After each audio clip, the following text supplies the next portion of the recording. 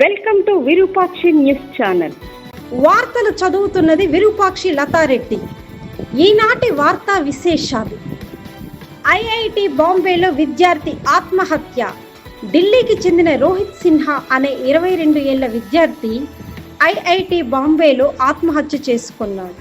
శనివారం తెల్లవారుజామున 2:30 గంటల ప్రాంతంలో ఈ ఘటన జరిగింది. ప్రొఫెసర్ వేధింపుల కారణంగా దేశవ్యాప్తంగా విద్యార్థుల ఆత్మహత్యలు పెరుగుతున్నాయి. మాజీ ఎంపీ ప్రజ్వల్ రేవన్నకు జీవిత ఖైదు. అత్యాచారం కేసులో కోర్టు తీర్పు. మాజీ ఎంపీ ప్రజ్వల్ రేవన్నకు అత్యాచారం కేసులో కోర్టు జీవిత ఖైదును విధించింది. ఇది రాజకీయంగా తీవ్ర ప్రభావం చూపే అంశం. హిమాచల్ ప్రదేశ్లో ఆకస్మిక వరదల వల్ల మలానా 1 జల విద్యుత్ ప్రాజెక్టు వద్ద భారీ వరద.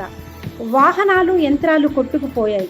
ప్రాణ నష్టం జరగలేదు, కానీ ఆస్తి నష్టం భారీగా ఉంది. తెలంగాణ ముఖ్యమంత్రి రేవంత్ రెడ్డి కాంగ్రెస్ న్యాయ సదస్సులో కీలక వ్యాఖ్యలు. రేవంత్ రెడ్డి ఈరోజు జరిగిన కాంగ్రెస్ న్యాయ సదస్సులో కీలక వ్యాఖ్యలు చేశారు.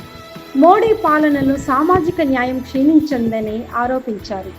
ఇందిరాగాంధీ, మహాత్మా గాంధీ త్యాగాలు దేశానికి మార్గ నిర్దేశకం అని వ్యాఖ్యానించారు.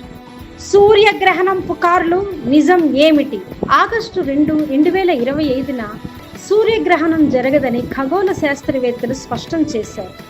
నిజమైన సూర్యగ్రహణం సెప్టెంబర్ 21న, అది కూడా భారతదేశంలో కనిపించదన్నారు. 2027 ఆగస్టు 2న మాత్రమే అత్యంత పొడవైన గ్రహణం జరుగుతుందని తెలిపారు. సినిమా రంగంలో highlight war 2. Junior NTR, Hrithik Roshan నటించిన వార్ 2 అడ్వాన్స్ బుకింగ్స్ యూఎస్ఏలో ప్రారంభమైంది.